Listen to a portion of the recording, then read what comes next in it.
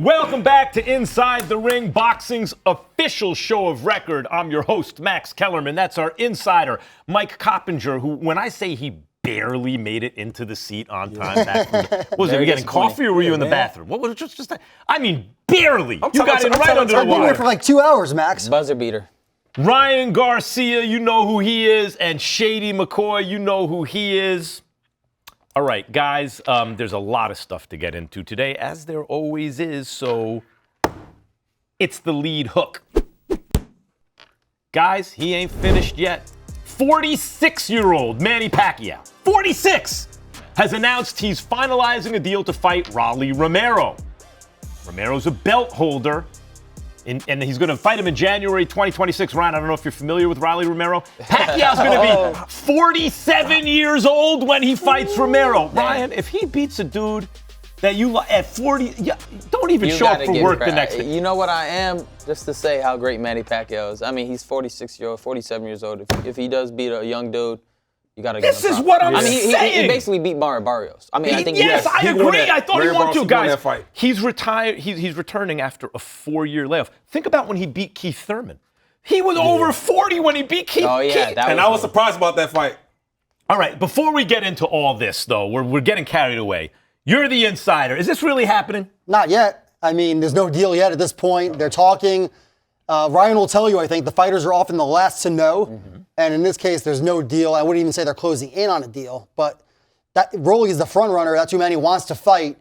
But Ryan also wants to fight Rolly. Yeah. And I think I hear that Ryan is in the mix too. 100%. You know, I've been chasing him down for my rematch. You know, look at Alex Pereira lost his fight with what's his name? I know it's MMA. Right. But guess what? He said he knew something about himself that if he gets his rematch, he's going to do the job. And that's how I feel. Like, if I get my rematch, I'm going to do the job how I was supposed to do. Right. First time around. You think you're going to prepare this time? It might be a good idea. You know, I might train a little. It's the get back. No, there was just a little other things that were happening. You know, I was a little unhealthy. But guess what? If I come back, I know I'm going to. I mean, we're going to have a whole side conversation about this on another show. Right. Yeah. He all he did is take away your left hook, and that's all? That's it? He just takes away the hook, and that's all? Max, I just wasn't sharp. Even my left hook wasn't sharp. We all have bad days? Yeah, let me have a bad day. Okay, cool. Max doesn't have bad days. So when you have a bad day at work, I'm going to be on your ass. I better never get something wrong. All right, Shady. No, I'm happy for Pacquiao. He's one of my favorites. He's one of my GOATs of all time. And for him to be that old at 46, this is a good fight for him. He's picking Rolly for a reason. Now, Ryan, don't kill me here. I think Rolly I don't think he's that good. I'm just going to be honest and say it. Right. Nothing he does other than have power impresses me at all. I think he's coming up with, I thought his performance against Ryan actually was the best of his career. He kept that right hand right here, did not let him get and boxed very carefully. But did that surprise you? But that surprised you though, Max? Be honest, that surprised you though. I didn't know he can do something like that. That's fine. I thought eventually Ryan's going to catch him, and he didn't. Yeah. Yep. Well, I'll say this. I think Pacquiao fights him. I think we'll see the same as, what's the old dude that was whooping the hell out of Rolly? Ismael Barroso. Ismael Barroso was, now they shouldn't even stop that fight. But anyway. That was a BS stoppage. Come on, dog. So Pacquiao, if anybody can do this, right, against the right opponent from his Rolly, he gets that done. I want to bring up something, Ryan, you said right off the top about how old Pacquiao is. So there are two different kind of paradigms I think about. Do I have to explain paradigm? It's a boxing show, I know, but you understand. Two different kinds of templates. Yeah, I guess that's just as hard for people to understand. Two different paths you can see this along, right? One is he's an old, like you look at Roy Jones. Roy Jones, had he retired at a certain point, that's the greatest fighter ever, but he kept fighting, and it tarnished his legacy in a way because people got confused and thought they're still watching Roy Jones, when they weren't anymore, really.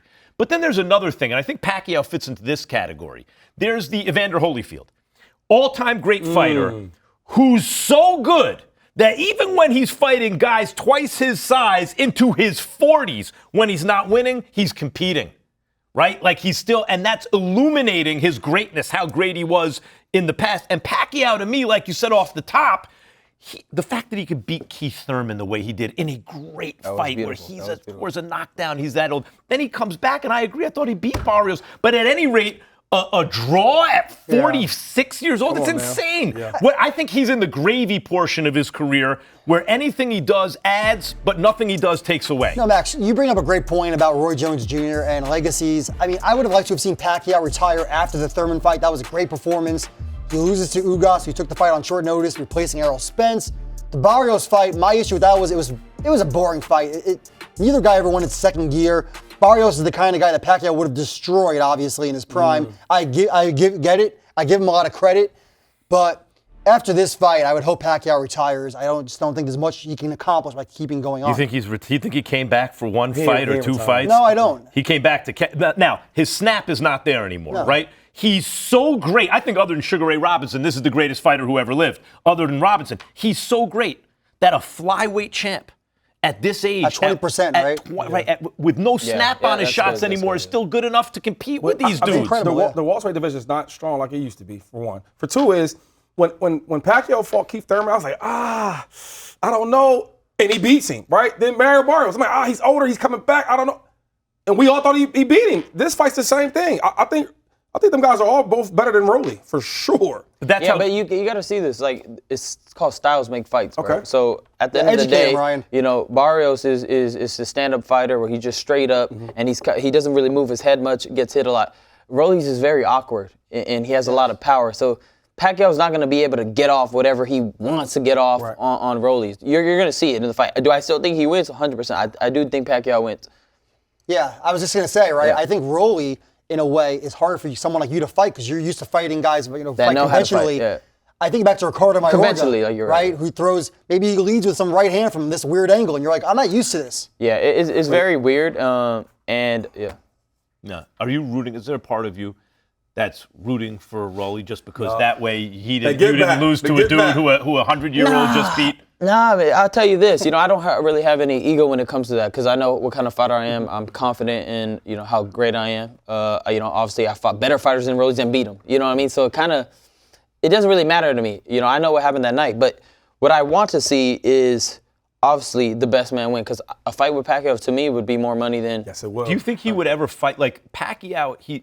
At his age, I think he's looking at matchups he likes. Right. I don't want, as a fan, I don't mind him fighting Rolly. I don't mind him fighting because eventually he will not be able to beat. Of course. Or it'll be dangerous for him to even fight Rolly. We'll see if that time has come yet because everyone runs out of gas eventually. Yep. But I don't want to see him fight someone like you because that is a fight that's dangerous for him.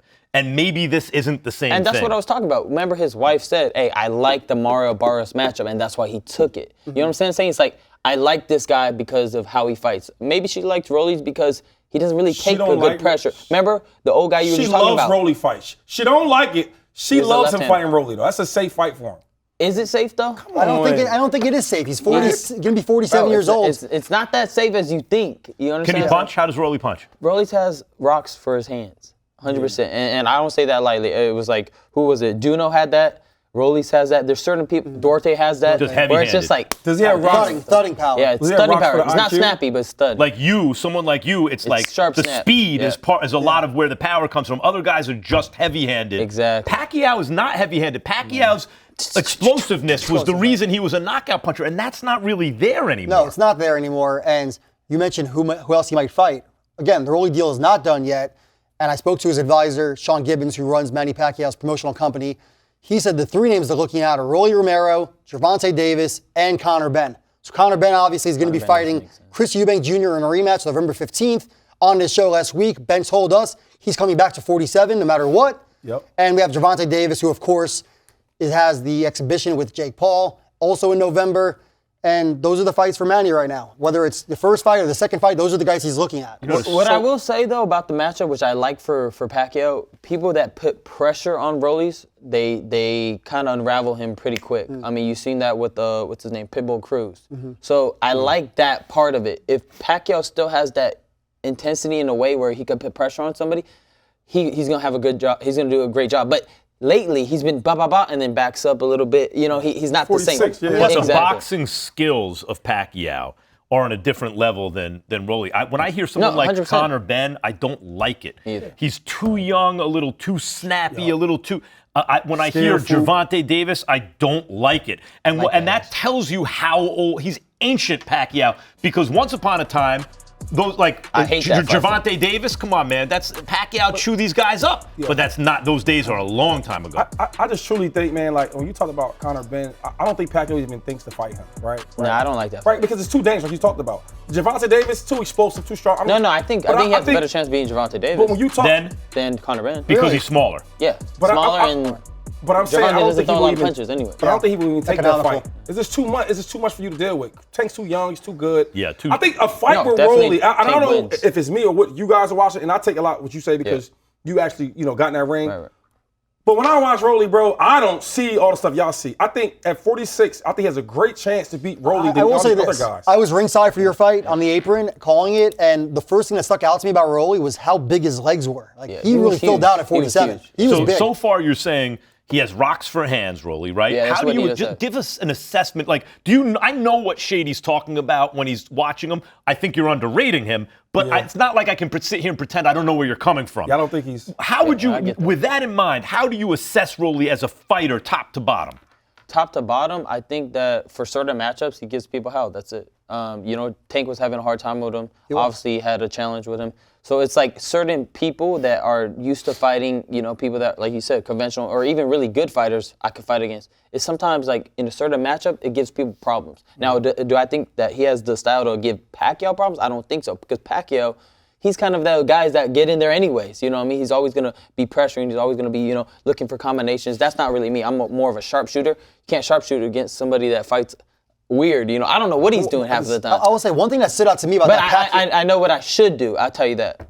Yeah, one thing that stood not out to me gonna about that say Pacquiao-Barrios fight is it just seemed that both guys were always like just out of range. Like Pacquiao wasn't really landing any big shots, clean shots.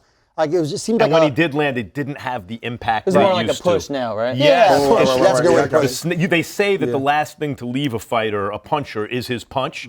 But as we were discussing, Pacquiao's power, a lot of it came from how explosive he was. And when that's gone, he's not a naturally just heavy-handed guy like Rolly or, bring up you're like right. The step Ricardo around the Mayorga or Maidana. Not that that Maidana's much more accomplished, but there's some awkward fighters who have power and are awkward. A lot of fighters out of Argentina fit this category for whatever reason, right? Yeah, you're right. Who are rugged, have power, and don't do things conventionally that give that and that's problematic. And you're saying for Pacquiao, that's an advantage for him or a disadvantage for him facing a guy like that? As far as In this matchup, if it was Rolly. I think it fits into Manny Pacquiao better than it would fit, like, let's say myself or somebody else. See, now I agree with that. I could be wrong, but I've been wrong before. I will be again.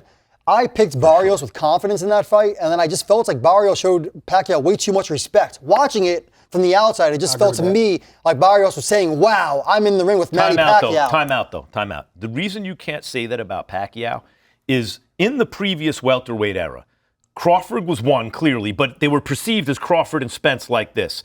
And then the guy right under that layer was Keith Thurman. And I know it was 6 years ago, but Pacquiao was past 40, and he gave Keith Thurman his first professional loss in an all-time great fight in which the difference was Pacquiao knocked him down. he was hurting. Right? Yeah. Now he comes back 6 years later and he beats Barrios, who you thought would win the fight. It is revisionist history to now go back and say, well, but Barrios maybe wasn't what I No, thought. it's not revisionist. I was Pacquiao saying is it watching the that fight. great. While I was watching the It's that fight, I great. was saying to myself, he is showing Manny Pacquiao too much respect. So what did Thurman? Did he show him enough respect or too much No, respect? Or Thurman none didn't of know. it? Thurman fought Wait. well. The second half of the fight, that's when he started not showing him respect and started winning. Yeah. Yeah. Well, some of that was he's 46 years old too. And other people in the boxing but- industry agree. But there are guys, and Ryan, you can speak to this Yeah. also. You're the guy who still gets in there. Right. 27-year-old, you should be in your prime right now. There are some times, you saw it in Canelo and Crawford, two guys come out. Why doesn't one guy just run the other guy over? Because the other guy's showing him things that shows I can handle myself. It's body language too, a lot of it. Yeah, You know what I the mean? body It- language. it's You see what I'm saying. It's how you see the guy in front of you. Like, where do you feel his, I guess, awareness is at? How do you feel? Is he, is his gas kind of leave? Everything plays in your psyche, right? While you're up against somebody. Okay, he's still strong here. He's still strong there. Okay, I can't really impose my will yet. So I don't know what's playing in Barrios' mind. Do you agree with Mike that it's some of it was like a phantom of what he already expected when he saw Pacquiao? Like he came in with expectations, or was Pacquiao doing something in there that was telling Barrios, calm down? My instinct is that he had a bad mindset coming into the fight. I'll say that. I can see that. I don't think he said I'm about to beat the shit out of him right now. Right. It was like, oh, I'm so happy to be here. Yes, that's how I felt. Blah blah. And then when he was in front of him, he kind of froze up, which he actually could have hit Pacquiao a lot more times. That's what I thought. That is not how I felt. I just got to say, No, you're right. that's not how I felt at all. I felt like Pacquiao is at other than Sugar Ray Robinson, I think that's the greatest fighter of all time. I think there's a reason for that. It's not like even without his fast twitchies, you can take a drink now, right? 'Cause I like to use it. Thank you. Got it in. Even without the fast twitchies at 47, or 46 at the time, he is such a great fighter that he can neutralize another world-class fighter. Yes. This is what I mean by what you do when you're not even good anymore shows how great you are. I agree with that, right? Max. When you're not even not good wrong. anymore, you show how great you are. Right. He's not as good as he used to be, but his greatness is still there. I'm not What taking about the anything away IQ from part him. of it? We're not talking about the IQ part of him. All these years, all this experience he's had. So maybe he's not as fast, he's not as quick. Maybe he don't hit as hard as used to. But what about the IQ part? I guess it doesn't pop out to you when you think of Manny Pacquiao's IQ. Right. You're more of like, he's so sharp that it's just overwhelms somebody. I don't think, dang, he's so IQ. But maybe he Know does. who said fighting maybe it's hidden. Pacquiao? Know who said fighting Pacquiao was a very tricky fight, one of his trickiest fights? Floyd Mayweather. He did say that. He did say that. Floyd Mayweather, so that's one. And Pacquiao's fighting with one shoulder, now. and he's past his prime. I mean, so is Floyd. But the point is, Floyd Mayweather, who has in the history of boxing, the most you can do is maybe match Floyd Mayweather's boxing IQ, maybe. And he said that? And Come he on. said He that's obviously one has of my a weird trickiest rhythm. Fair fights. enough. A weird rhythm to him that people that can't really, get a hold of. Right. But then Marquez did. Marquez tied them, but he had freaking he had 36 rounds. He had 36 rounds going in. You're He saying- was on steroids, I think. 100%. I think Marquez was on steroids in that fourth Juan Manuel round. Sorry to Marquez say. was a guy who was willing That dude to looked drink cute. his own urine if he thought it gave him an advantage. And then before the Pacquiao fight, came in looking like the Incredible Hulk. He looked crazy. And then Pacquiao and Freddie Roach said, our plan is to knock him out this time because they kept going the distance. Right. So you have Pacquiao running headfirst into a born counterpuncher who's already fought him 3 times and is looking like Lou Ferrigno. Max, I just got to say, one of my favorite moments in boxing history, and you worked on that telecast, was after the third fight. I thought Marquez definitely won that third fight with Pacquiao. When I think it was Merchant interviews him in the locker room, and Marquez is wearing nothing but a sombrero covering himself. All I want is the same benefit of the doubt you give Pacquiao to me sometimes. Please, let's just a little bit. okay. You know what I mean? Okay. He gives Pacquiao all the benefit of the doubt. I mean, Yeah, you where's should have your- beat Rollies, huh? Right. You know, why did you beat Rollies? Ryan, we are waiting for you to put it all together, brother. Once you put it all together, the sky is the limit. So when we come put back it here, all when I together. put it all together, I want this to have a whole different energy. Like, damn, right? We're going to have a party for us Yeah, next week. please have a party. Part of the team. Okay. Max, But Max is gonna bake you a Rolly cake. stuff is like, come on, now that it's someone over to. with. Can we be honest though? I Rolly's can't not. wait to get my rematch so I can end Rolly's this. not. Before we leave, can we all agree on that? I know what you're saying. Come on, Let's yo. put it that way. Right. But Thank you. the man who fought him Rolly. said he has fists like rocks. He Come does. on. Even Gervonta said that. Brains so like I'm not rocks the or only just one. the fist? Coming up, our interviews with Boots Ennis and Lamont Philly. Roach. Stick around. DC. It's Inside the Ring. Anthony Yarr, he fears no man. He wants David Benavidez, and there's not a lot of fighters in the world that do. Body shot from Yard. Shot to the head, down he goes. Solid shot, right hand. Anthony Yarr. Bad blood. Genuine hatred. Chris O'Connor. This fight living up to all the hype. Chris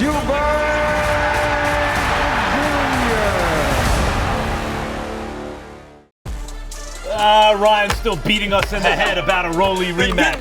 Next time around, a different fight. Be a does- different fight than the it does first time something- around. I hate hearing Are you that. going to get the fight, though? Ask him. I already told his manager to his face, let's run it. And he said, you sure you want that? I was like, of course. What? Don't ever look, boy. I we didn't let him get do too that. close. I didn't let him do we that. get too close. I didn't let him do that. You better not let Rolly. I didn't let him do that. I know. I said his ass better get back in the ring. They said they would give me the rematch, but they're kind of, they're acting funny. That's Ryan Garcia. That's Shady McCoy. I'm Max Kellerman, and that is Mike Coppinger. This is Inside the Ring. The International Boxing Hall of Fame has just announced 3 candidates for the class of 2026. The late Vernon Forrest, with his 2 great wins against Shane Mosley, and he was a top contender for a number of years, who hadn't gotten his shot, like he had to really earn that shot. Gennady Golovkin, who was considered, I considered him a top 5-ish pound-for-pound fighter for a number of years.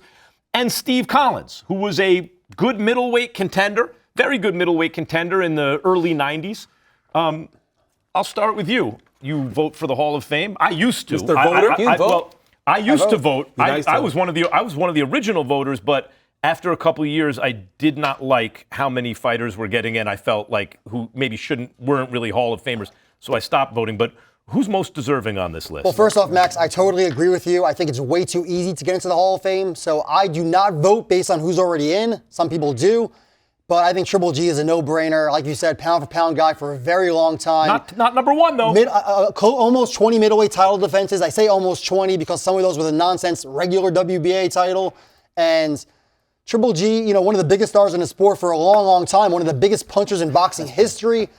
2 amazing fights with Canelo Alvarez. Many people thought he won the first fight. All right, so Triple G. Do we all agree? Let's start with Triple G. I agree he's a Hall of Famer, and I will tell you why. I thought he was a top 5-ish, as I said, pound-for-pound fighter for at least, 4 or 5 years.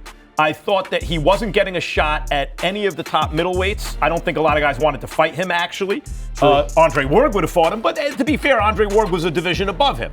And the issue, though, with Triple G is this.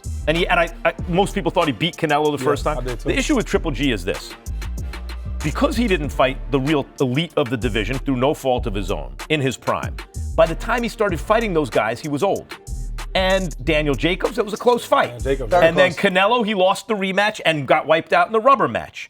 And he had several other fights that were close as he got older. So the question is, was he finally fighting elite guys and now kind of showing he wasn't as great as we thought? Or was he just old? And I probably think it's some of both, but in the end, I vote for him for the Hall of Fame. Is he Hall of Fame? Yeah. I mean, he had a time where we thought that he was a legit guy, right? Top 5 pound-for-pound guy he talked about. I think so. Guys was ducking him for a while. I remember he had like a crazy, 23, 24 knockout straight. And you could see the way he did it. You could see it, and everybody loved him. I mean, it's the reason why he was one of the favorites, so I would give him the nod for sure. I think I'm on the thing where I'm on the side where I don't think I'll put him in the Hall of Fame. Ooh. So that means I won't put any of those guys on the Hall of Fame. If I'm not going to take Triple G, I'm not going to take Vernon Forrest. Rest in peace. But I don't think I take any of those guys. Because, well, one, Triple G had no really great victories. Who did he beat? Canelo. A lot of people think he won the first fight. It was a draw, and Canelo's a great fighter. Well, he didn't, though, but he didn't. We can think all we want. Even a draw against Canelo at Canelo's best. The thing what I will give him, though, is he was one of the superstars in boxing at a certain time for a long time. I will give him that. But for me, I think it's just a little hard for me to put somebody in the Hall of Fame. Like, to say Hall of Fame, that means, like, dang, like you. What you about just did telling the different. story of the era? You could not tell the story of an era without including Triple G. That's 2010s, right? What about that? Do you subscribe to that Hall of Fame theory? I do. I do see that, but we're talking about Hall of Fame. We're not talking about eras. I'm talking about like overall all of boxing. I just don't see him as a Hall of Fame. Yeah, I can't give him that nod. But hey, that's a legitimate point of view. I wish Turkey was around back then when he was fighting because all this ducking wouldn't have happened. We find out. Yeah. Dang. By the way, Sergio Martinez, when he was champion, never fought Triple G. You wanted no part of Triple G. Right. And a lot of guys didn't want any part of him because it was guys. Cotto was another one. We were talking about Tank Davis last week, and Malik Scott was sitting where you're sitting, and I talked about the fact, and we were talking about the fact that he never really fought the killer in his division, right? It's always a plausible name, but not one of the top guys, right?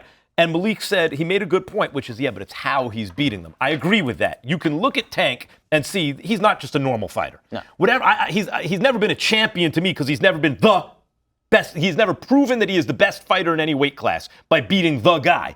But you can look at him and say, but that's not just a regular fighter. He's extra. And Triple G was extra. You could see that, right? Do you think he was extra or no? His knockouts, like, he had a lot of knockouts. They weren't special to me. Like, they were just kind of like... Curtis Stevens ones. Yeah, that was nice. I don't know. I just don't see... Macklin, Stevens, a lot of guys. I just don't see what you guys are seeing. You know what I mean? I don't see that it's like...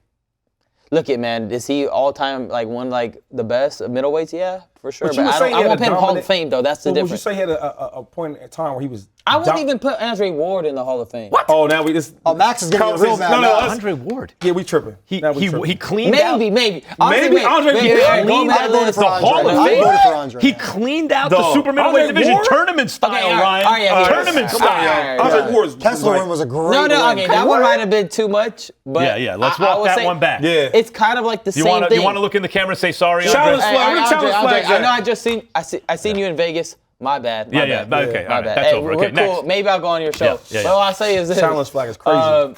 Yeah, man, it's kind of the same thing with Triple G. There's not one guy I've seen him fight that guy. Kind of like I want to see a mega event. That shows me Hall of Fame. He never been part of a Vernon mega event. Forrest, Yes, he has. guys. Vernon. Who? Oh, Andre Ward? Yeah, Andre Ward, Sorry. yeah. No, he's talking about. I know So Triple G. Vernon Forrest, the late great Vernon Forrest, was an avoided contender for a number of years, who finally got his shot at Shane Mosley, who at the time was considered the best pound-for-pound fighter in boxing. Oh, wow. To me, it was always Roy, but he was considered that because he had beaten Oscar De La Hoya at De La Hoya's best in one of the greatest fights I've ever seen at welterweight. I mean, that fight was a great fight, chess match, boxer punchers, the whole thing. And when Shane Mosley was on the tippy top of boxing, Forrest beat him twice. Okay. However, he also lost to a Ricardo Mayorga. He got knocked out, and it was the same Mayorga who, like guys like De La Hoya, had an easy time with, right? Is Vernon Forrest, based on the contender status and then the wins against Mosley, a Hall of Famer? I'll start with you. You're the toughest one. You know my position. Yeah, you on said this. no. He's already. definitely Yeah, not. that's my bad. no. How about you, Mike? I say no, and I don't think it's an easy no. I think he's Hall of Very Good. The Shane Mosley wins, amazing wins. You know, I think Shane Mosley was pound for pound #1 in the eyes of many at the time. Forrest beat him a second time in the rematch. But you mentioned the Mayorga knockout. That was an incredible upset. And Mayorga does it a second time, and he outboxes him in the rematch, Max. That was the decision win. So I'm perplexed I say by the Vernon Mayorga Forrest, fights. no. I'm under the. I have to come to the conclusion that for whatever reason, Vernon was done by then, right? Like he was not the same, or else it's just a style that Mayorga had that gave Vernon Forrest a lot of problems because Vernon Forrest was dominant until a fight against the guy that all the other elite fighters beat up. He had Vernon Forrest's number. Right. For some reason, like I said, style make fights. Styles make I'm gonna fights. say no. Disrespectfully, I'm gonna say no. So no on Vernon for Wait, you can guys. I say something though? Because I just want to make it clear. My standard of a Hall of Fame, I'm gonna say like it's probably Roberto Duran. So like if I put a guy next to Roberto Duran, I'm like, this ain't. Almost everyone who ever lived can't compare to Roberto Duran. Well, they're the greatness of it, like the greatness of him, like Sugar Ray Leonard, Thomas Hearns, like the greatness of somebody. Mayweather, there's a certain greatness. There's a certain touch of greatness. So to me, there's Wilfred Benitez, who's not mentioned with the other guys. When they say the four kings, they always leave Benitez out because he didn't fight all the other guys. However, the only other guy he didn't fight was Hagler. He did fight Leonard, got stopped at the end of a great fight in the 15th round. He beat Duran, really outboxed him pretty easily, and he lost to Hearns in a high-level boxing match in a close, in a competitive fight. But Benitez was 17-year-old. He was a world champion at 17. He was not Roberto Duran level greatness, right? Because this was after. But I say Benitez is easy, a Hall of Famer. Would you? To your argument, though, what if you great? It's close. It's definitely close. But Fredo Gomez. Too was a badass. Fredo Gomez got 17 title defenses. All by knockout. No, I said he's badass too. I just said that he's. But is he a Hall of Famer? That's what I'm saying. You're saying Wilfredo Gomez, who knocked out Carlos Zarate, is not a Hall of Famer. They got beat up by Salvador Sanchez. But that's Salvador Sanchez is Hall of Fame. But everyone's that's gonna the lose. greatness though. They're right below. They're Hall of Great. Okay, you have incredibly high. They're Hall of Great. They're Hall of Great, but not Hall of Fame. Okay, this is very high standard. He's consistent. It's only gonna be 6 people in his list. There isn't. No, there isn't. I could name 10. Here's one that I don't get is Steve Collins being not even on the, like Steve Collins was a good middleweight contender in the early 90s. He beat Chris Eubank once or twice. And that's basically, in terms of that level of win, I don't think that and then Nigel Benn, when Nigel Benn was a shell of himself, I don't see how that gets you on the ballot. Nevertheless, he's on the ballot. He's a good fighter. And also, I know we don't mention the sanctioning bodies, Max, but his only titles were with the WBO, which was not recognized really until Oscar De La Hoya beat Felix Sturm in 02-03. Yeah. So I'll say something else about Hall of Fame in general, because you have you're right, you have absurdly high standards. I think, I'll talk about baseball. I don't know how many people follow baseball who are watching this, but there are certain guys in baseball who are compilers. They were really good for so long. If it's a pitcher, they have the right number of wins. If it's a hitter, they have the right number of hits. But I would have taken certain other guys over them. Like David Cone is a pitcher for the Mets, the Yankees, the Royals. Mm-hmm. David Cone was a legitimate ace on any stat for a dozen years. Is he not in the Hall of Fame? And he is much more of a Hall of Famer than someone else who compiled more because they were gooder for longer, but not as great. Not as great. Yeah. I think Triple G is a Hall of Famer because even though I can't prove it based on who he was beating up, there were 5 years where the dude was okay. Let's apply this to the current fighters. Yeah. How many Hall of Famers are there active in boxing right now? There's the big three, right? We can say Usyk and Inoue and Crawford are Hall of Famers, Yes. right? And Canelo. Canelo's a Hall of Canelo, Famer. That's 4. We all agree? Yeah. 4? Yeah, hell yeah. Tyson Okay. Fury. I agree with that. Tyson Fury, yes, hell yeah. Yep. Tyson Fury. That's 5. I got one. Anthony Joshua. No, but Not by your standards. I do love him. No, to you death. good. No, you good. Gold medalist, beast. You good right had some there. Great moment. Wait, hold on. Let me finish my point. I don't want it. I Right? don't want to hear like more. he had all these great things. It's just there's a level of standard we need to hold ourselves for Hall of Fame. I agree. Now, do you guys want to just be It's a letting joke. anybody in? Oh No, my but I God. don't think- Here, let's let Rolly Romero in, right? Or anybody in, Rolly right? can, Rolly Let's go. can. Like, since you want to bring up all the time. But yeah, like I'm saying, Hall of Fame means Hall of Fame, not Hall of Well, they got Fame. mad at me because You I know said what that AJ. It got to I be don't think he's a different. Hall It of But gotta be AJ to me is, I think he's going to get in. And He's I think, as close as it could be, though. Yeah, and I would vote for him because he beat Vladimir Klitschko on a night where very Klitschko, true. I don't care what you say, he was still a great fighter on that night. And he beat Joseph Parker fair and square. And he beat Ruiz in the rematch. And I think boxing is also, and Mike Tyson talks about this, it's not exactly like every other sport. There's a commercial component to it where fighters who make a difference in the landscape of the sports world and who can pack arenas and all that stuff do get special consideration. Okay, I'm going to take it back. I think he is. Who? Anthony Joshua. Anthony You can't, you can't No, do no, this. no. Because I said it was Triple as close as it G. was. I'm tired of you, Max. No, You did it again. The brother was going with me. No. And you did your little. But no, but then- you start but then- talking this, I talking said it was that. as Now he close- changed his mind. I said it's as close as it could be. That was my And point. Triple G It was very also a close. But distraction. then what you said, like, he did pack out arenas. He did have some great moments. He did come back after losing. He did have some traumatic, like, he changed the sport. And people know Anthony Joshua, like, dang, that's Anthony Joshua. There is He a has a commercial level of aspect. greatness to him. So I'm gonna Shady, give have him- I quoted Keynes, like Keynesian economics? Have I quoted him on this show yet? I don't think so. Well, this quote is attributed to him, although I don't know if it's actually said by him. But he was accused of flip-flopping on an issue. And he said, when the facts change, so does my opinion. What do you do, sir? Right? So I just presented Ryan with some new facts, and it changed his opinion. Okay, well, let me. do you not change your opinion based No, on facts? I had a taste of him from his last part of his career. That's why it's kind of like throwing my head off. Real quick, and I'm going to pass it on to Mike here. So, okay, you said that Triple G, you don't think he's a Hall of Famer. No. But you think AJ is, yes, right? I do. Now, when they both was at their peaks, at their prime, like, oh my God, who was more feared or more talked about? You telling me that Anthony Joshua was talked about more and feared more than Triple G? Definitely talked about more. Generated bigger gates. Bro, they all do that over there. All I'm saying Anthony is this. Joshua put 100,000 I feel people like- in the stands. No, he- 100,000.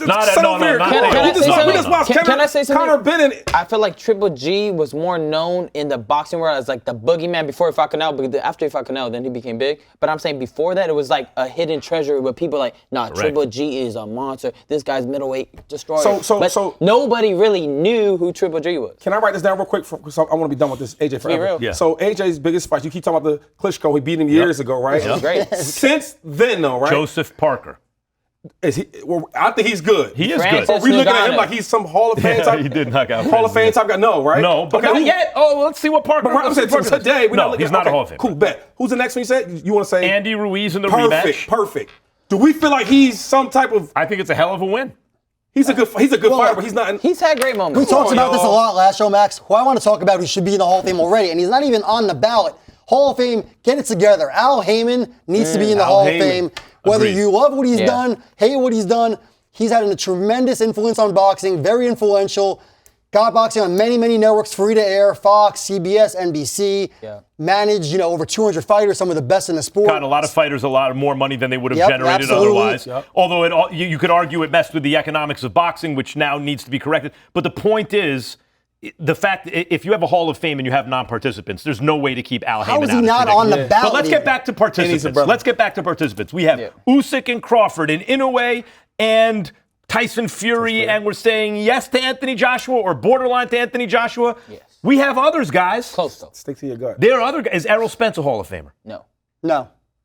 He beat a lot of guys. Hold on now. And beat up a lot of guys. Hold on now. Ooh. Not just Danny He Garcia, doesn't Mikey show me the Garcia. same greatness. I put him in the same bucket as Vernon Forrest, where he's very, No, very no, good no, fighter. no. He's a little bit better than that. I'm not saying no. Triple Better, G, yes, but No, no, like no. Triple G, there was a 5-year stretch Yes, he did. where Errol Spence That's was fair. considered a I'll put him top up there. 5-ish pound for And pound he was fighter. selling out We can't stadiums. just say a stretch though. We got to compare him to the No greats Nito of the Donaire. past. No Nito Donaire. Yes. He's active. Hall of Yes, Fame. Slam 100%. dunk. I'm going. Change the game for the little men. You're going yes for Errol Spence.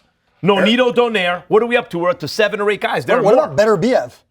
Bivol. Bivol. He's in. Bivol. Bivol's in. Yeah. Better be if when you consider the amateur records. We got 10 guys in the maybe Hall of Fame. Bivol. Can't consider amateurs. Why not? Because we're talking about the pro game. Yeah, Bev but is there are not gonna be special in it. considerations for guys who fought because of where they were amateur way longer than they should have fought. Yeah, And then Better BF since then he has a win against Bivol. Well, and Better Biev's going to be 41 in January. He's near the end. I say he's a Hall of Famer. Anyway, is anyway? No doubt. No doubt. Okay. I think doubt. a future Hall of Famer, not yet though. I think Teofimo one day could be a future Hall of Famer. I agree. I like Teofimo's a good call. Teofimo is a great one. He needs a few more, but needs- He got by a the way, resume. Lomachenko, but he's not That's why I said fighting. future. All right, guys. Coming up, Jaron Boots Ennis joins us. Stick around. Philly. It's Inside the Ring.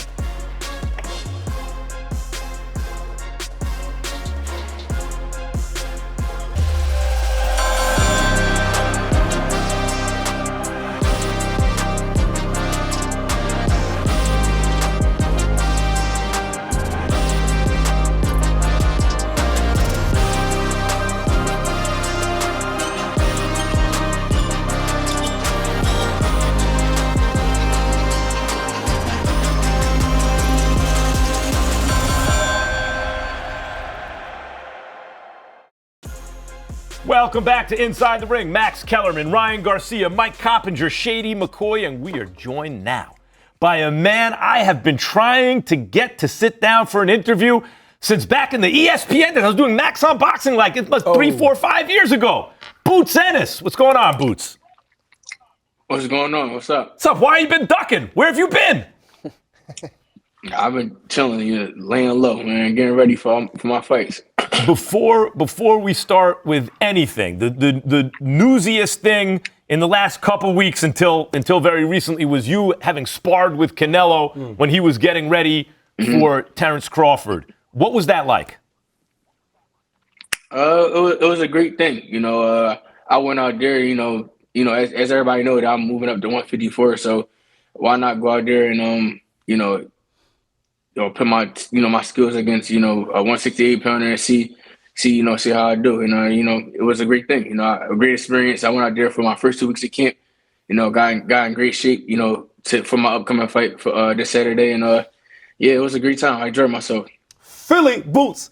What's up, brother? Happy to see you. Oh boy, Yeah. here we go. I'm just saying, it's going on? always What's going good. on? I've been waiting for this interview. You haven't been on here. We've been looking for you. But a quick, to piggyback off you real quick. When you was training out there with Canelo and camp with him, right, to get him ready for the fight, did you know that Crawford would dominate him like that? Because you guys are kind of similar. People like to say y'all switch hit. Because you feel that it might be a good night for Bud just for training against Canelo and seeing how he looked in camp? I didn't get to see. I didn't watch it or anything, but that was a great victory for Terrence Bud Crawford. He did a historical thing for him and his family and his team, and he did a good job. Yeah. He made a big statement. Yeah, Boots, Mike Coppinger here. Obviously, a lot of people wanted to see you versus Terrence Crawford. We're not going to get that fight. But now that you're at 54, the fight we want to see, right, is you and Virgil Ortiz. It's been a lot of talk about it happening next year. Are we going to see it? I did my part. I signed my part, but I fight this Saturday, so main focus is October 11th. We're not looking past nobody. We staying focused on task in hand. Trying to get this money. Trying to make a statement at 154, and then we talk about these other guys after that.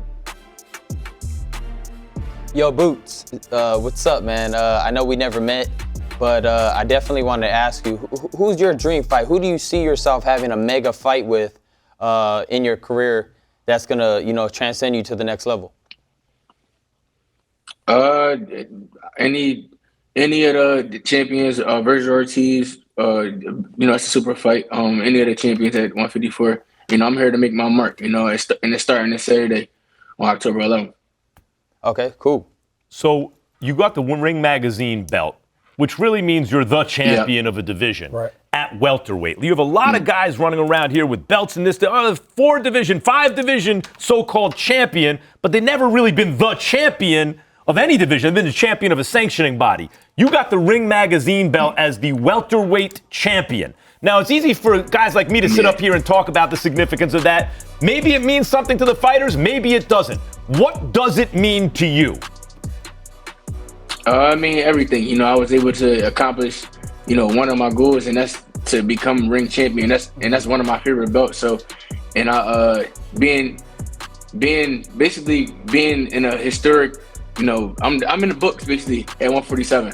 And not too many people could say they held the Ring Magazine title. So yeah. See, that's right. And I'm glad I'm able to say I held the Ring Magazine title. I think the last few people that held it at 147 was Bud and Floyd Mayweather and top guys. See, when you trace back lineage, guys, of champions in divisions, there are lots of belt holders, but who was the man who beat the man who beat the man? Or that man leaves and now a new guy has to establish himself as the man. Boots, when you say you're in the record books now, you're right. It's in a different kind of way. You were the welterweight champion of the world. There aren't that many of those guys. What is that in terms of your legacy? What is it? I know we're throwing different names out and you're throwing names out. What is it you're looking to accomplish in boxing other than, of course, making a lot of money? That's your profession. But what is it you're looking to accomplish in terms of your legacy? My legacy, it's time to, for me, my legacy is to be, collect them belts, be multiple weight division champion, undisputed at 54 if possible, and keep doing it each and every weight class, 154, 60, and maybe 68. That's my goal, and to fight these top guys. And it's gonna happen, one by one. We're gonna bring them. Yeah, Boots, and this Saturday you're gonna have your first fight at 154 against Lima. Lima, fifth straight fight as an underdog on the road. Why did you pick him? I'm glad to be able to fight, a top 10 guy, at 154. He's very confident, and I'm, he, like you said, he a road warrior. So, he been beating some of these guys. So, I'm glad to have a confident guy in front of me, and I'm going to show the world, the new Boots at 154. Bad Benny Briscoe, Joe Frazier, Bernard Hopkins. Okay. You have some Philadelphia fighters. It's one of the great fight towns in the world. Is that something that is important to you to establish yourself as the next great Philadelphia fighter? Not only just great in Philly, just great in the world, and it's gonna start on Saturday. Like I said, we're gonna knock them down one by one. Just keep it on one by one, each bowling pin, and it's gonna be. They're gonna see. The world gonna see. So we talked about certain names. You have received a lot of criticism. I mean, what can you do at times? Like someone online is going to criticize you, but you have received criticism in the boxing press and in the boxing kind of echo chamber about not fighting top fighters or not doing everything you can to make fights with top fighters. Do you have a response to that criticism? I ain't got nothing to say. Like I just said, we're gonna bring them in one by one, and we're gonna shut everybody up one by one. Just everybody be patient, and make sure y'all tune in Saturday, and then we're gonna take it from there. All right, Boots Ennis, thank you for finally sitting down with me. I've been trying to get you on the air for years now. The elusive Boots Ennis. Appreciate you guys.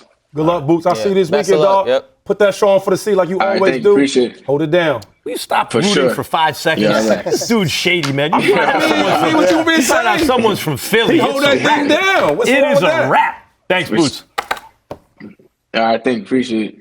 Just a reminder, Boots Ennis makes his 154-pound debut this Saturday exclusively on DAZN against Wisma Lima. 5 p.m. Pacific, 8 p.m. Eastern, live from Philadelphia.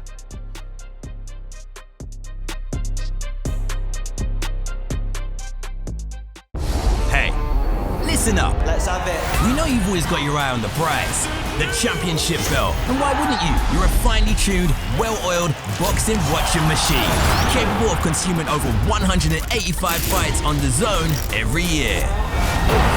We've gone big, we've gone global. Churning through combinations, comebacks, and non-stop knockouts. Are you going to take? With big fights every week, you're the best in the world. So go on, get that belt. Champ DAZN.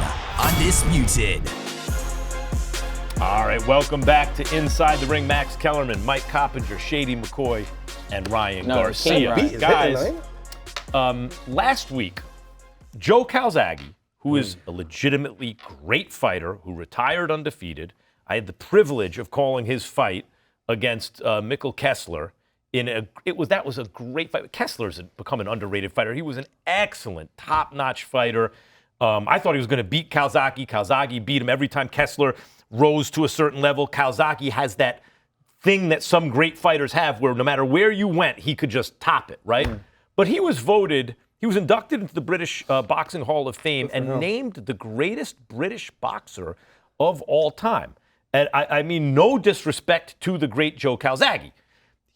But like his most famous wins came against Roy Jones, who was no longer Roy Jones, clearly past his prime, and Bernard Hopkins toward the very, very end, right? Those were his best win was against Kessler, who I mentioned. I consider that a great win.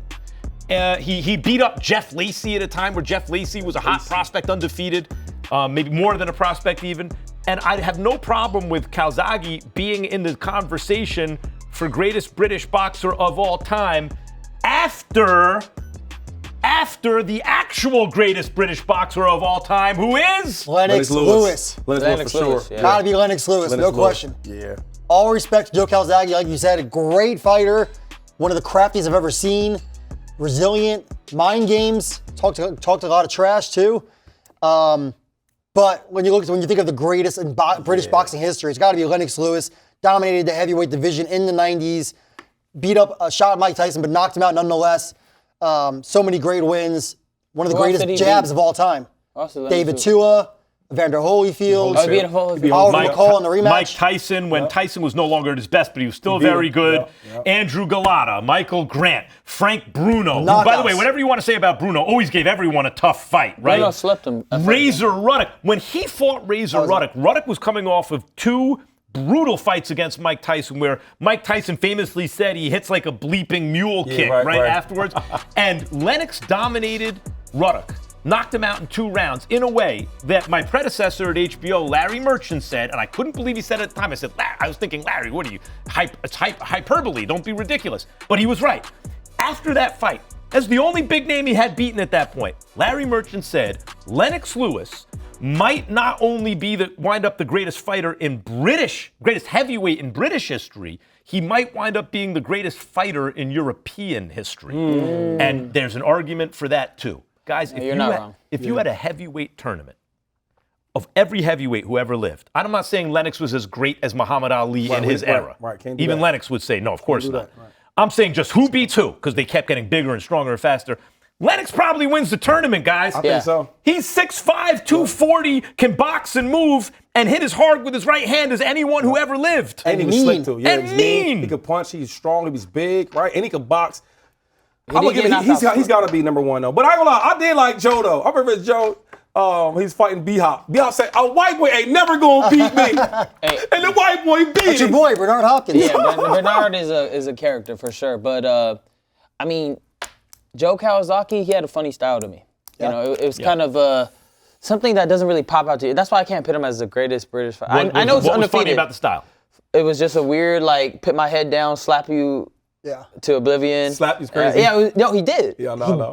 They never called him for a slap. You can't slap, though. I gotta say, as a Roy Jones fan, that fight hurt my soul when Calzaghe was sticking his tongue out and taunting Roy as he was just pummeling him. But Calzaghe would have, and I love Joe Calzaghe. He's a great fighter and a really nice guy. Yeah, I was once interviewing him, and I got my wires crossed. I'd seen a fight where he had dropped someone else, and for some reason, I asked him the question as though he's the one who got dropped. Right.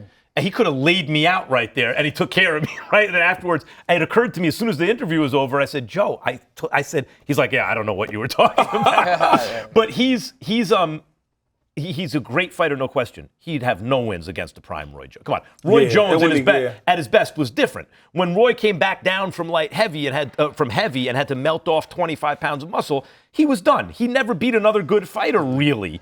When he lost to maybe Tarver would have had his number anyway. Who knows? Well, except that no one ever could touch Roy. And then it wasn't just Tarver. Glencoff Johnson beat him up every round and knocked him out, et cetera, et cetera, et cetera. Right. How do you go from the best fighter anyone's ever seen, and then you look, what's the difference? Oh, he melted off 25 pounds of muscle. Now you're losing to everyone. It's not Roy anymore. I don't know if that was it. I mean, can you really lose that much within one fight period? Like, I'm not sure But either. Messi lost the weight. How? Because when Roy went up to heavy, he didn't put on 25 pounds of fat. It's all muscle. I dare anyone, an athlete, take off 25 pounds when you weigh 200 pounds. It's an eighth of your body weight of pure muscle, and tell me how that athlete performs after that. Hurts you, though. Think about that, though. It's easier to gain the weight than to lose it, though, right? And you losing all that energy, all that weight, that matters. It's more chin. I think that's what it affected. And also, you think it affected his chin? I think it affected the way he took punches. I think it affected Roy's style was based on, you are a victim of this, the curse of the gifted. You can get away with things because you're very fast, right? You hit hard. Yeah. Roy was the ultimate fast hit hard guy, so his style was built around those advantages. That talent and all If you squint, after he came down from heavy, he still looked really fast. He still looked like he hit hard, but it wasn't like he I just used want to to say be. this. Fair argument, Max, but this could be similar to the Gennady Golovkin effect, where Roy was not fighting killers at 175. He wasn't, for the most part, fighting killers. Whoever was there. And then, it wasn't his fault. But Antonio Tarver was a very good fighter, great left hand, southpaw, and that first fight could have won either way. Maybe he knocked the resistance out of him, so to speak, in the rematch, and he was done after that. It's possible. You don't want to take it away from Antonio Tarver. That's what I'm I always saying. look like there are guys in certain sports who suddenly their foreheads got huge, they put on all this muscle, and they hit home runs unlike they had ever hit them before. You can look at an age where they should have been in decline. see it. Those are PED users because you can isolate that variable. If you could say a certain fighter beat everyone easily he ever fought from amateur to pro, no one was close. Then he jumps up to heavyweight and then he comes down and suddenly he never has another big win. Right. What would you think is the difference? I guess the only What, you know? possible thing is obviously that affected him. You couldn't even touch Roy back then. I know, you couldn't. I've watched all his fights. But we wound up talking about Roy Jones, but we all agree Lennox Lewis is the greatest For sure. British fighter in history. And Joe Calzaghe has a hell of a case for number two. And the last thing I want to say, Max, about Lennox Lewis, let's not forget two of the greatest commercials in the 2000s. He had the ESPN This Is SportsCenter commercial, and he had that amazing Red Stripe commercial. He's definitely Hall of Fame a million times. First ballot. Got great Had to commercials. get that in. Had to. Yeah. How good was that Red Stripe commercial? Everyone's seen it. I don't even remember. I don't remember. Hooray the beer. I don't He's remember. drinking For in now, can. I'm gonna He's ask you Jamaican. about the grade. We should Forget ask it. him to grade all the commercials for now on. I'll tell you what, traveling the world with Lennox Lewis, which I did when we were doing fights together, is quite an experience. All right. Mike Coppinger coming up, breaks some news. Stick around. It's Inside the Ring.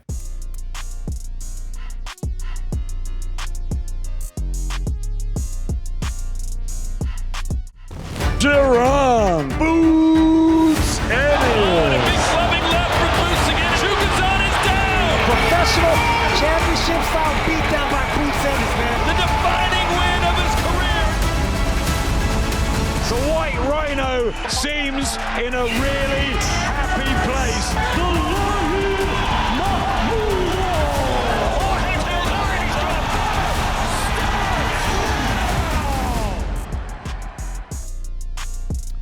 Okay, it's time for the segment that one special person looks forward to each week. There's one person in the world, I can tell you, who looks forward to this segment each and every week. And it's Mike Coppinger. This is Copp's Corner. That's right, Max. We have another Canelo Alvarez update for the sport's top star. We mentioned last week that he's going to have elbow surgery. We can now say it's going to be on the left elbow. That's obviously what he throws his vaunted left hook with, and it's going to be October 23rd here in Southern California by Dr. Steve Mora. He has loose bodies in his elbow, I'm told, and he's going to have that fixed, basically scoped out. Light training, 4 to 6 weeks after surgery, and then he'll see how he feels. Loose bodies meaning bone chips? Yes. Yeah, okay. Bone chips, so you get that fragments must in there. Obviously, you're blocking shots with your elbows. I mean, I'm sure, Ryan, you've had elbow problems It before. hurts. I mean, I've only had like tennis elbow, and you know, obviously it affects your punches, it affects your output. So could have been, you know, a point in that fight that affected him maybe, but I think he still loses the rematch. Sorry. Yeah, and look, we're not saying that's the reason he lost to Crawford or anything. We're just Yeah. saying he's going to have the surgery, and yes, he was supposed to return in February in Riyadh. Not going to return there anymore. It's going to be maybe April, maybe later in the year. Okay, interesting. What's the latest with Dimitri Bivol? Dimitri Bivol, a guy who beat Canelo Alvarez, obviously, is currently the Ring Magazine light heavyweight champion. He had surgery in August to repair a herniated disc in his lower back. I'm told by his manager, Vadim Kornilov, top manager right now, he's doing rehab for his back. He has an extensive program, and he's doing half the program in Dubai and half the program in St. Petersburg, Russia, where he lives. So it's a 6-week program. And Max, he's basically going to rebuild strength in that lower back, ensure it does not flare up.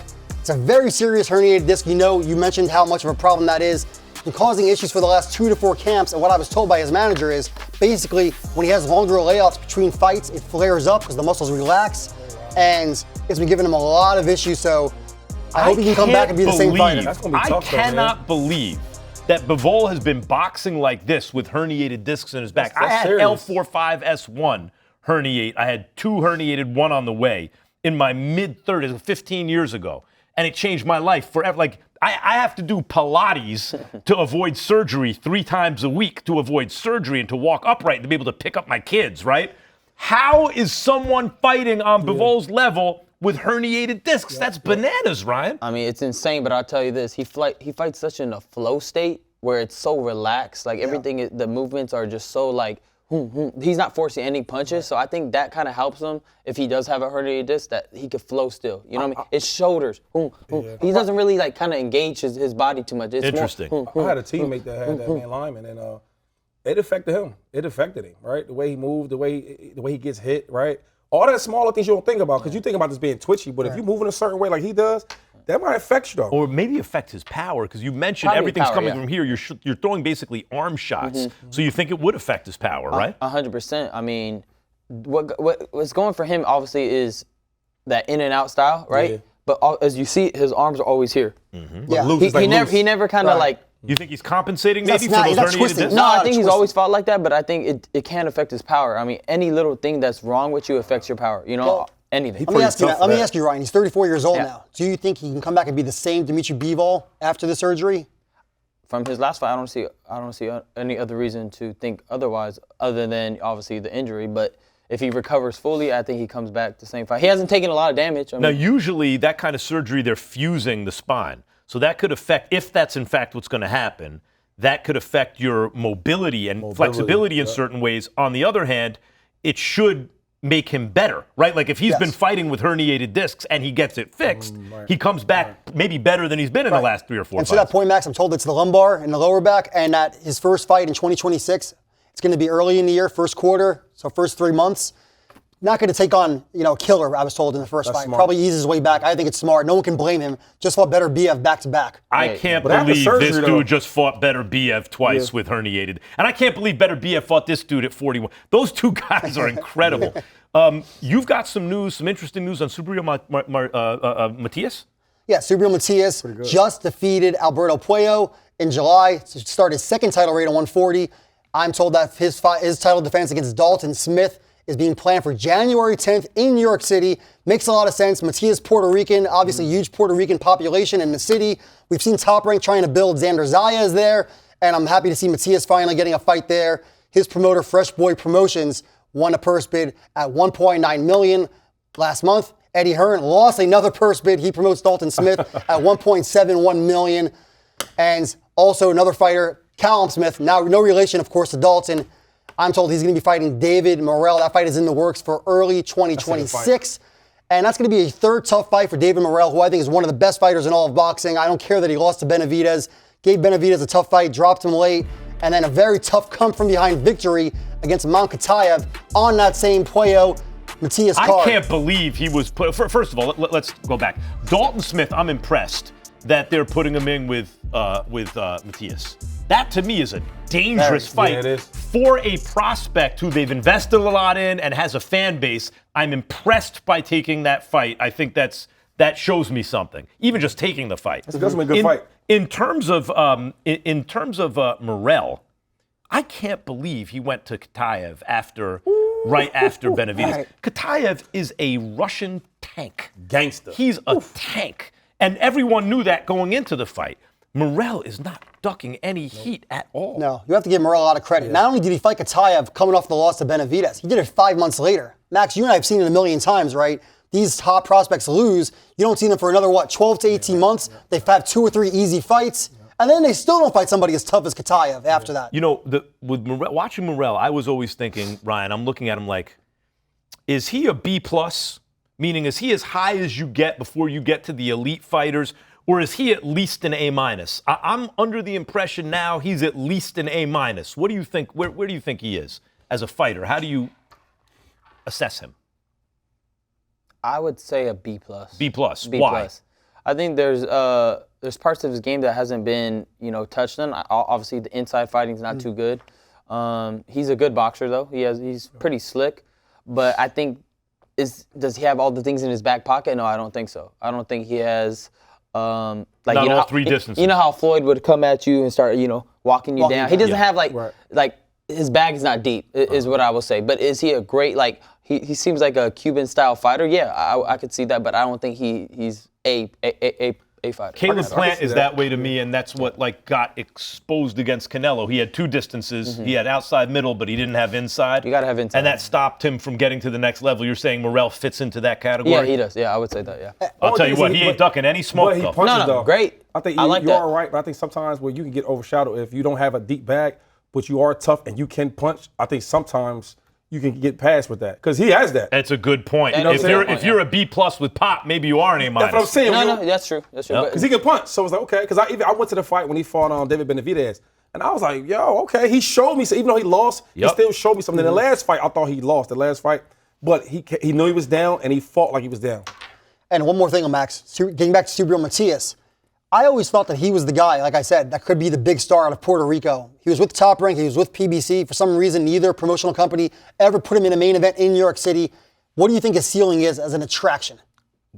Beat Dalton Smith, and we'll see. It makes you suspicious about where he is that Dalton Smith's people look at him and say, yeah, we want that him. fight. Right.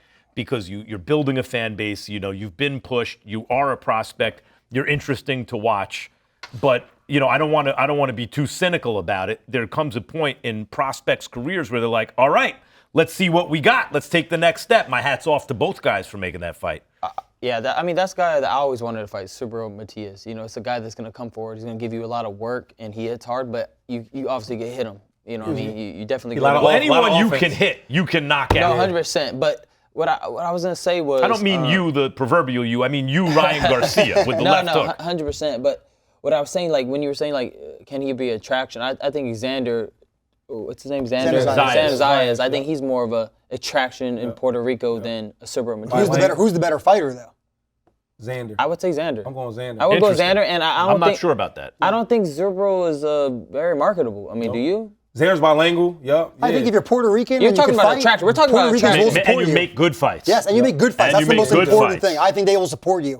Yeah, I like Xander more though. All right. We're talking attraction, marketability. Right. I'm gonna go Xander. Well, of course, Xander Zayas was a prodigy. He was advanced at a young age, but now he's got to show that he can continue to advance. Yeah. Matias is a guy you know what you're getting, and I like what you're getting as a fan. You are getting violence. He does seem a little bit like Tito Trinidad, and I like that. Even a little bit like Tito Trinidad is a lot. Right. That's why I said a little bit. All right, coming up, our interview with Lamont Roach. Okay. Stick around for more Inside the Ring. Oh, gosh. Exactly the fight he wants. Tonight, he'd be fantastic. It was just a matter of time. And that is the shot he was looking for. Oh, great featherweight. Good shot. And we will see him in the semifinal. This place has just come alive. This is extraordinary. It's bizarre. It's mad. What a shot from Joe Parker. Round 1 KO. Fabio Wardley's done it. Welcome back to Inside the Ring. Max Kellerman, Mike Coppinger, Ryan Garcia, Shady McCoy, and we welcome in now Lamont Roach. Welcome. Thank you for joining us, Lamont.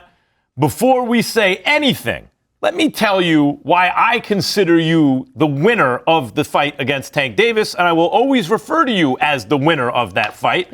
I consider you I don't consider that fight a draw. Okay, first of all, however the judges decide the fight by the end of the fight, you add it up. However, in this case, you scored a knockdown that was not ruled a knockdown. When it went to the commission said, yeah, but if Tank would have known it was a knockdown and point came off, maybe that affects the fight. Okay, whatever. Right. But in addition to that, he broke the rules by going to his corner. Right. Now, he could be DQ'd for that. Between the knockdown and then using an advantage to go to the corner, any sensible decision is to take at least 1 point off, which is all you need to win. What do you think about that? I mean, obviously, I agree. It's something I've been preaching from the day of, the night of, and then the night after, and the night after, and the night after. Like, everybody knows that it's obvious. Like, it's a no-brainer. But to me personally, knockdown aside, I honestly just think I flat out won the fight. Yeah, I agree. I agree with that. Yep. And I think that night, man, you gained tons of fans for sure.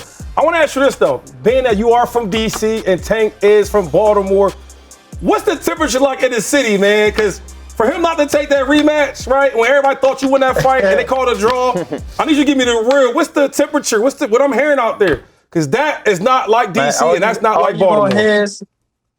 All you gonna hear is why that man duck you. I mean, and trust. And I've been to Baltimore. I had a lunch or two in Baltimore. So the same thing. I hear the same thing every time. Like, oh, big fan, but why that man ducking you? That's all I hear. But hey, I guess. I mean, I don't know. I try to let it go. I mean, like it's hard to let go because that's what everybody talks about. That's all. Like, wow. Yeah, Lamont, that's my big issue with this Jake Paul, Gervonta Davis circus event is, okay, you want to make money and play around with Jake Paul, no problem. I get it. I want to make money too. But in this case, you're Gervonta Davis. You're one of the biggest stars in boxing. Everyone thinks you lost to Lamont Roach. So what do? I was talking to everybody in the industry, right? You were supposed to fight August 16th. Deal was done and everything. And then you go, forget about the rematch with Lamont. I'll go do this, circus fight. That's how I feel. How does it make you feel? I just feel, for real, I feel a little disrespected, like just on the business aspect, because you don't do business like that. Now, say if I were to go to arbitration, then what? Then you got to pay lawyer fees, or you put your promotional company in a hole where they have to back you because technically it's on them. They're the ones who putting on the fight. That's who I have the contract. That's who draws up the agreement, the contracts, or whatever the case may be. So, like, you know what I'm saying? Like, it's crazy for you to do business-wise. Personally, and for the sport, for the integrity of the sport, like, it's just like, all right, now you playing with the sport. Like, come on, bro. I just think that's a little weird. And that's a great point, Lamont. You mentioned the disrespect, and I totally understand that, but there's also the contractual business standpoint here. You mentioned that you could take him to arbitration. Will you, or what's your course of action now? I never said this publicly, but no, we aren't going to go to arbitration because I'm very well taken care of. I'm going to say that. Okay. I mean, by the way, I disagree with everyone's. I'm going to say without him, though. I publicly want to say thank you to Al Heyman, PBC, and everyone who made things right on his behalf. Like, even though he messed up on his behalf, they made things right on my end. Yeah, guys, I disagree with that. I mean, I know you have a contract and all that stuff playing with the sport, but the amount of money he's going to wind up making against Jake Paul, I get it. What I don't like is, go ahead, do that, Ryan, right? But then now he's talking about retiring after the Jake. So that's where I'm like, hey, you want to make that money in the circus, go do it. Right. But then get back to business. Right. To say, no, I'm going to avoid this dude and then I'm going to retire, that's what I don't like. Yeah, I don't like that either. I mean, I got a question for you. How do you feel about him personally now? I know you guys were kind of cool, kind of not cool, but like after this bullshit he's doing, trying to, duck you and whatever, how do you feel? Like about him personally? I mean, I could care less. Like, there's a lot of people I could care less about, and he's one of them. That's for sure. I don't, you a guest on here, but you probably one of them people too. But it's just like, it's cool. Like, it's whatever. Like, yeah, we were cool. Like, we were cordial. But to go to the extent of like Ryan, you never disrespected me personally. Yeah. Like, he disrespected me. Like, like, you know what I'm saying? Like, you might do some things that I could care less for, and he might do some things that I care less for. But he actually disrespected me. I don't like. I don't. Me personally, I don't do that. I don't play like that. Right. So, like, don't disrespect me, and I won't disrespect you. I get it. It's a sport. XYZ. Like, you can hype the fight up, whatever the case may be, but don't take the disrespect. I don't. So let's respect you right now, Lamont. Lamont Roach, you came up a little short in your first title shot against. You shot at a belt against Jamel Herring.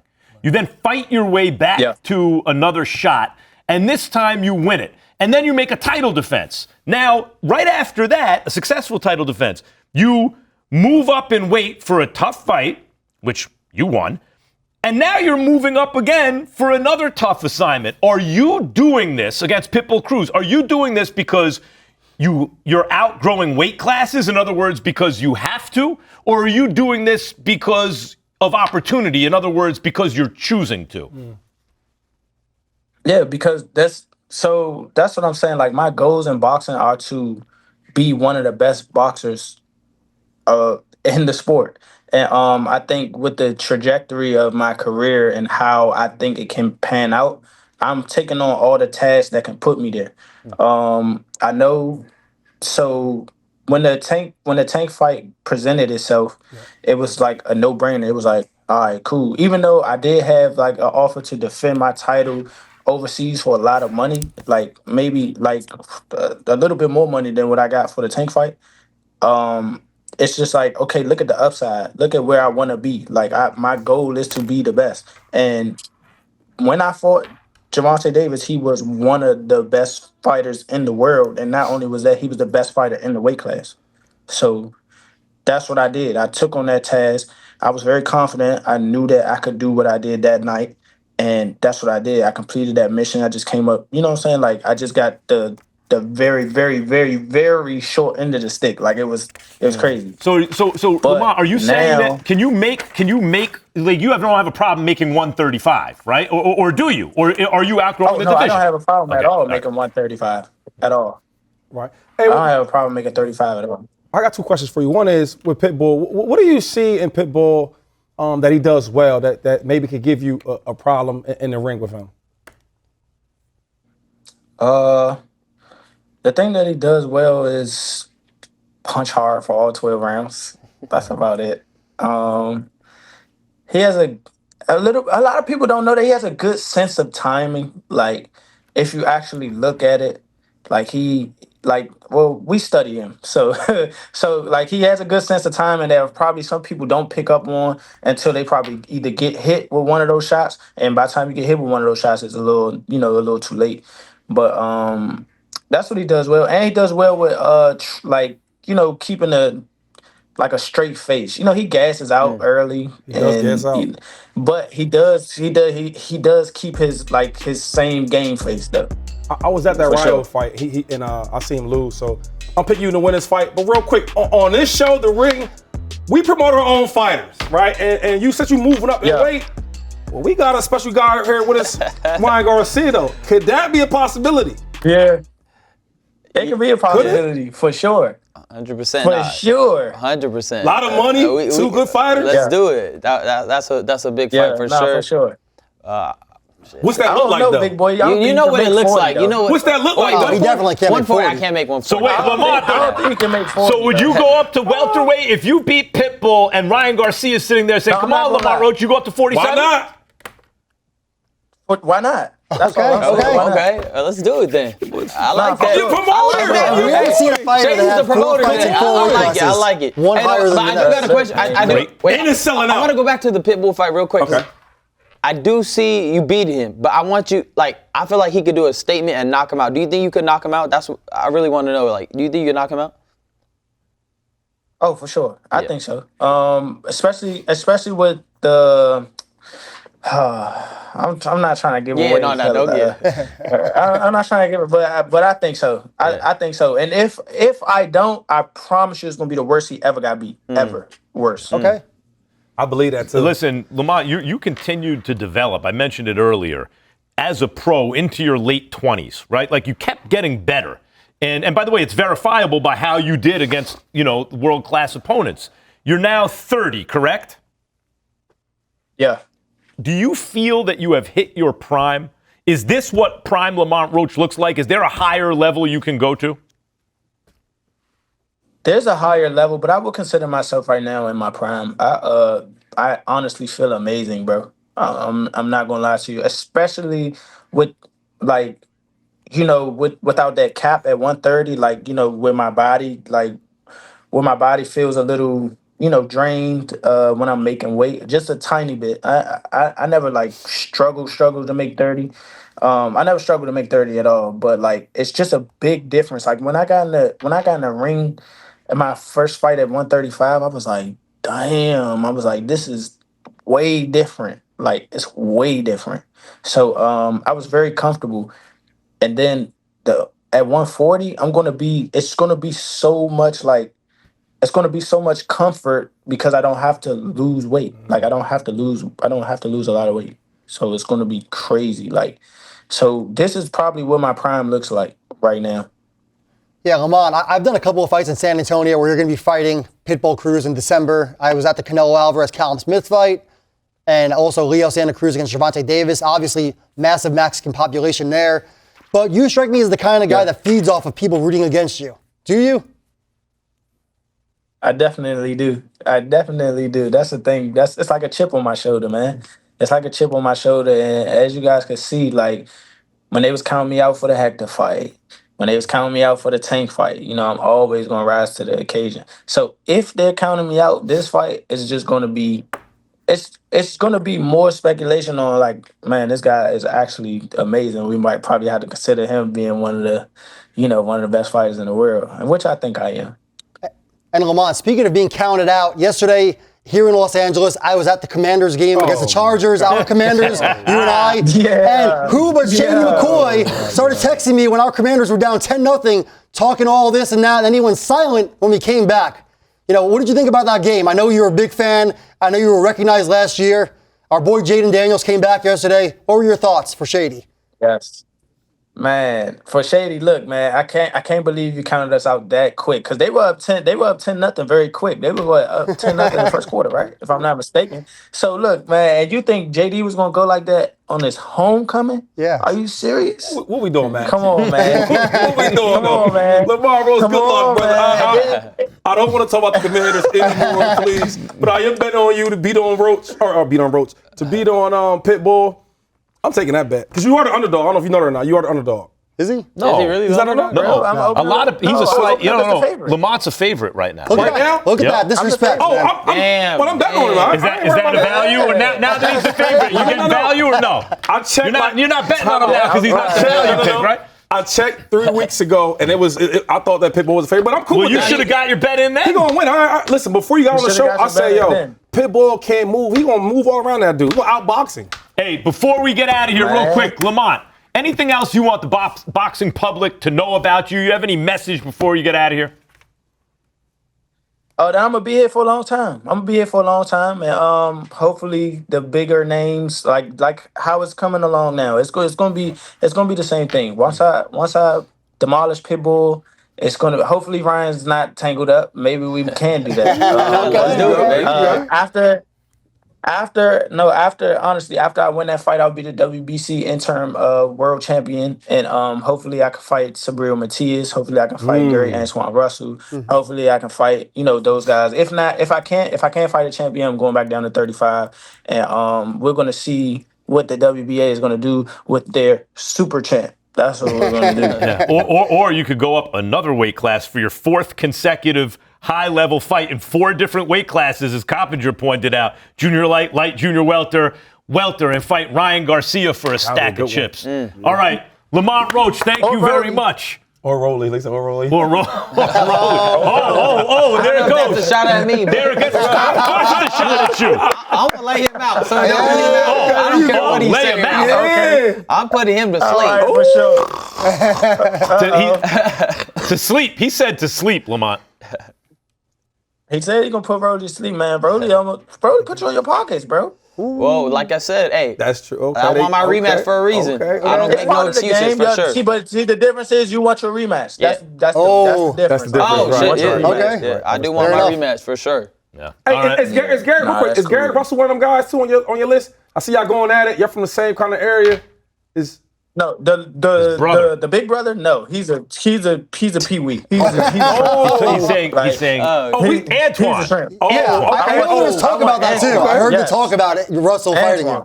Okay. Right. Oh, so Big Bro can't get. Yeah, Okay, I want to fight Antoine. Wait, Pee-wee. the You big called him a brother is Pee-wee. still fighting? That's crazy. I didn't know he was still fighting. That's right, what I listen. said. The big brother just fought his first fight in 4 years. He looked good though. He did look good when he fought. All right. Listen, what is this, a Zoom call? okay. We're getting out of here.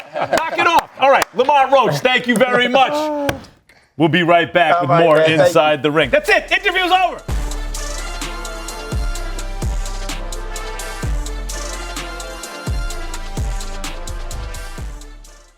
Anthony Yarr, he fears no man. He wants David Benavidez, and there's not a lot of fighters in the world that do. Body shot from Yarr. Shot to the head, down he goes. Solid shot, right hand. Anthony Yarr. Bad blood, genuine hatred. Chris or Connor. This fight living up to all the hype. Chris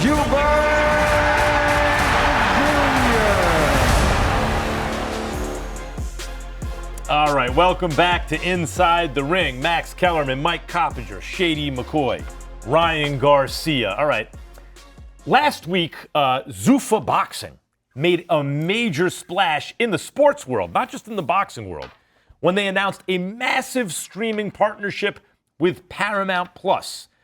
They said they'd no longer be recognizing sanctioning bodies in boxing. I've been waiting for this for 25 years. I sat down with Zuffa Boxing and UFC president, of course, CEO and CEO, Dana White, and here it was. Here was the interview. Dana, be so kind. Just tell the people what it's all about. Big picture it for us. Yeah, so right now my plan is to get in and you know, I always talk about USA's Tuesday nights. I was a big fights. I was a big fan, and a lot of the things that I did in growing the UFC, the sport and the brand, all the things I liked about boxing and all the things I didn't like about boxing. I want to get in there and start putting together fights with not only up and coming guys and people that we think could be future stars, but it's sort of morphing into also putting on fights with some of the biggest stars in the world. Sure. I talked about how Zuffa Boxing is only going to recognize Ring Magazine belts on this show as the championship. But I think about baseball, right? You have AAA, and then you have the major leagues. And I know you're very into the development of fighters. That's what you really geek out on your, like, contender series, right? So while I love the fact that you're not recognizing the sanctioning bodies, just the Ring Magazine belt as the world championship. But, like, in AAA, you do have a national championship, right? And then it's not the World Series, but is there going to be a Zuffa belt where, like, the winner of the Zuffa belt has a springboard into like Riyadh season and a championship fight, a Ring Magazine fight? You and I have never talked about this, but the answer is yes. Right, That's of exactly course. what will happen. Of course, yeah. Right. There will be a Zuffa belt, and then there will be a ring belt. And yes, I will not recognize any of the other sanctioning bodies. So Dana, when we were kids, right? If you turned on ESPN or USA Today later on, you saw guys fighting really excellent fights and creating new fans, and there were belts, kind of local belts that were springboards to bigger things. Is that what inspired you to think about a Zuffa belt maybe as a springboard, or is that more based on the UFC model? Yeah, based on the UFC model, which possibly could have been based off what you were talking about earlier, you know, when I was younger and thinking about how I wanted to do this. And yeah, I mean, a lot of people, you know, I've seen a lot of talk about, oh, he's talking about doing this and that, it'll never work. We'll find out in the next couple of years. You know, I'm one of those guys that I'm going to put my head down for the next couple of years and grind and I'm not worried about what everybody else is doing. You know, you got Eddie Hearn going, I want to compete with him. I want to do this and that. I don't care what any of those guys are doing. These guys have been doing what they've been doing for 100 years. None of them have any vision. None of them ever think big time, you know, or we wouldn't even be having this conversation if any of those guys were ever a threat. Dana, I'm looking at the sign there, Art of War, And it reminds me of a Sun Tzu quote, which I'm sure you're familiar with: victorious warriors win first and then go to war. In other words, they've planned the thing out. They fought the battle already in their head. They are prepared. And when they know they're going to win, they go to war. Have you done that already? Has this thing, in your mind, have you mapped it all out? Or is this something that you're kind of making up as you're going along? Yeah, I've had it. First of all, when you start anything, you have to have a vision. So once you have the vision, then you got to get in there and you got to get to work. And I say this every time, not just in new things that I do, whether it's Power Slap or any of the other businesses that I own outside the UFC. I'm going into a new deal with Paramount with the UFC. And guess what? Everything I've done in the past doesn't mean anything. I have to prove myself again next year. Now, going into boxing, I have to prove myself in this space, and I am ready to go. So one of the ways you've proved yourself is, I was looking at this, 2 of the 3 highest grossing boxing events of all time, you have promoted 2 of the 3. You didn't do Pacquiao Mayweather, but you did Mayweather and McGregor, and now Crawford and Canelo, right? But what people, so in a big way, the success is very obvious. But what not enough people are talking about, and I worked the broadcast, thank you very much for that. What not enough people are talking about is, on the undercard, you had so-called A-side fighters and so-called B-side fighters. They were 50-50 or 60-40 type fights. And Dana, the so-called B-side, won as much as the A-side did on the undercard. Is that something that we can look forward to in the Zuffa boxing series on Paramount? Fights where, okay, there's usually a favorite, but where oftentimes you don't know who's going to win and the so-called B-side wins the fight.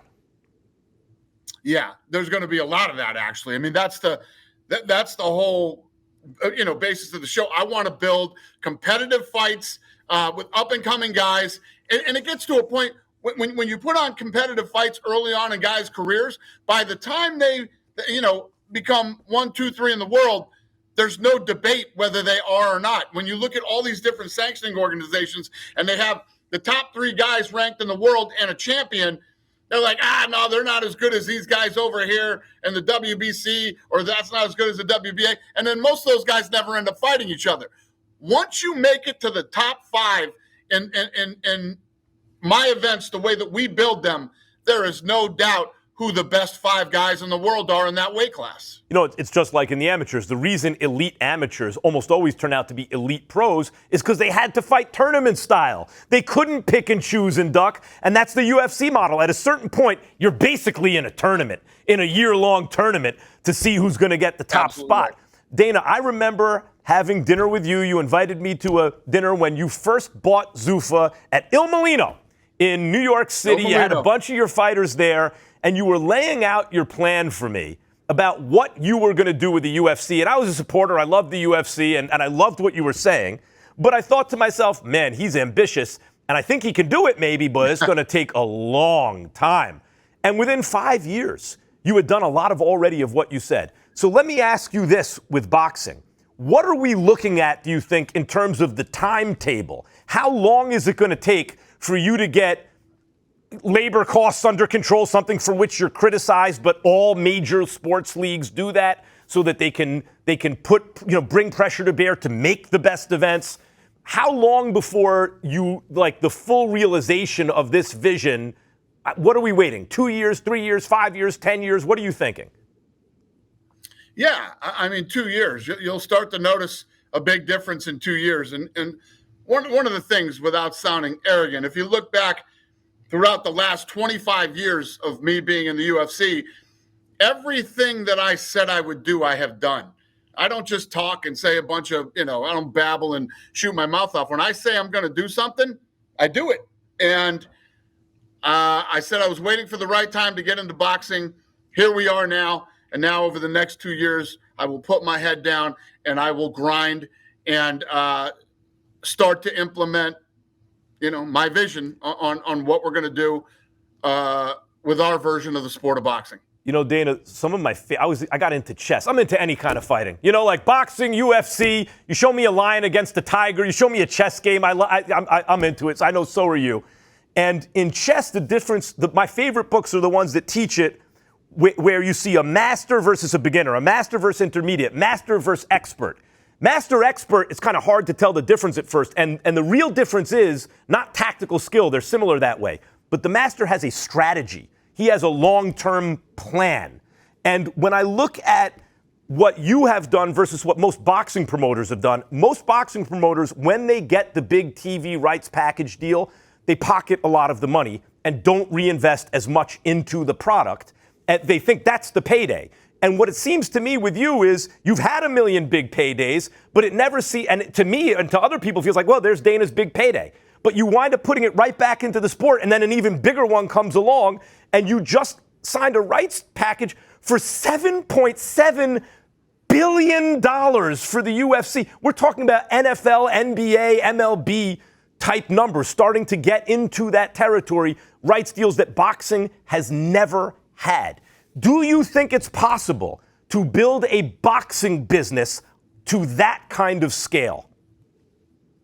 That's the plan, and you're absolutely right. It's one of my, when I think about the boxing guys, all the boxing guys, all these guys that talk smack and all the dumb stuff that's said, these guys have been in the business for 100 years, and none of them have done anything. I've never seen a business where there's been trillions of dollars in revenue, and at the end of the day, there's nothing there because none of them reinvested in the sport of boxing. Every time they put on an event, it's a going out of business sale. We have reinvested hundreds of millions of dollars into the sport of MMA and into the UFC. And yes, we will do the same with boxing. I mean, that's music to my ears. And the fact that had you told me that 20 years ago at Il Molino, I would think, yeah, but what has this guy done that he thinks he can do that in boxing? But now the track record says, yes, he can do it. You have institutional knowledge of how to do it, and then partnered with Turki Al-Sheikh and Nick Khan, by the way. What I think unites all three of you is you love boxing. Like all three of you guys love boxing, and is that what brought you guys together? Like I think of boxing for so long, the power brokers a lot of times didn't even like the sport. Is that the unifying thing here?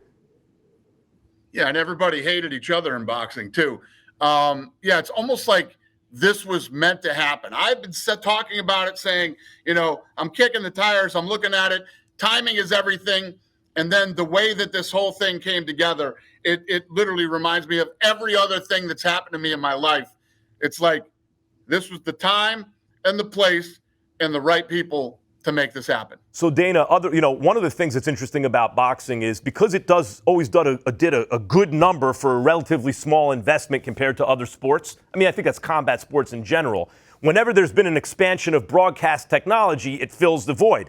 So when that was radio and TV, great, because boxing was available to the masses. When it became cable, premium pay cable, direct to consumer, it got siloed and fewer people could see it. What about this Paramount deal, other than the financial terms, was appealing to you as someone with an eye to grow the sport?